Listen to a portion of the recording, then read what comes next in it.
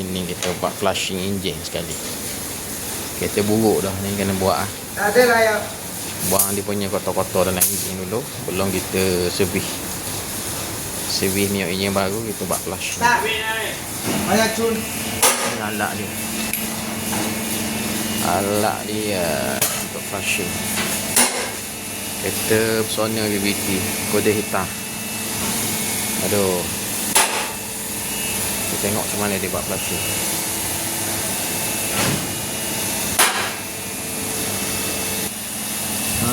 Ini nama mesin dia. Enjin lubricant oil flushing.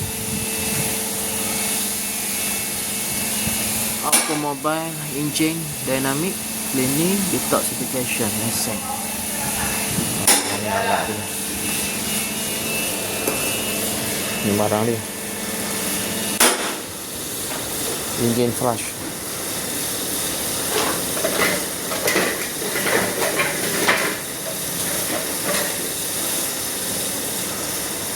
RM20 je. Mana jadi 100? Ni mesin, pakai mesin. Oh. Ingat free mesin.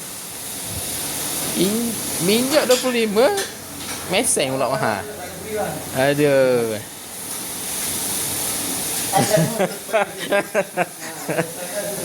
Kita guna tadah 10 sen bayar.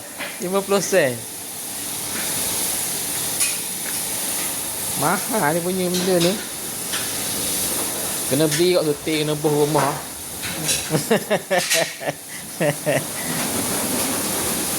Minyak 25.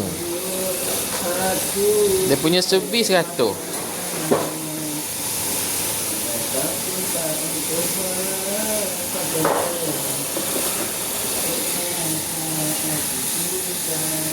Ni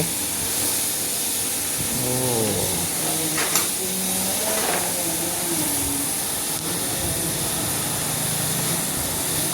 Dia punya mula-mula dia kena buang yang lama. Buang yang minyak hitam yang lama. Buat flushing baru masuk yang baru. Itu step dia. Itu step dia. Ada nampak tak tempat basah dia? Tempat basah dia keluar minyak. Nampak tak? Kat mana? Dia memang baru ni, apa oil sangat sikit bang. Bawah tu lah. Oh, bukan skru dia tidak. Mahal nak buat nak kena buka.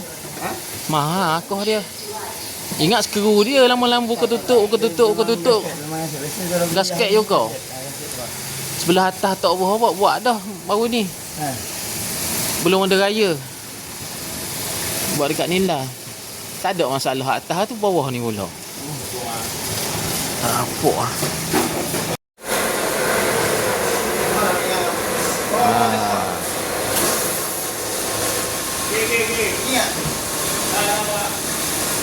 Oh, hitam.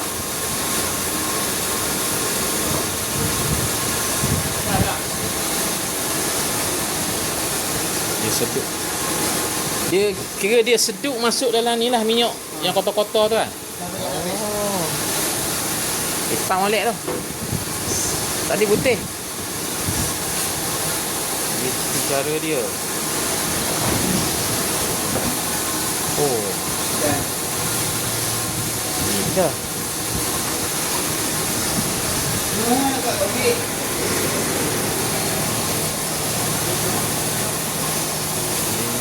Hitam letung.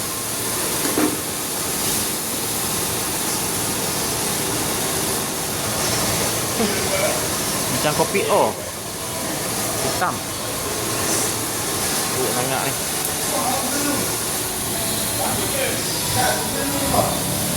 Sepatu Setia 100,000 kena buat sekali. 50,000 buat sekali.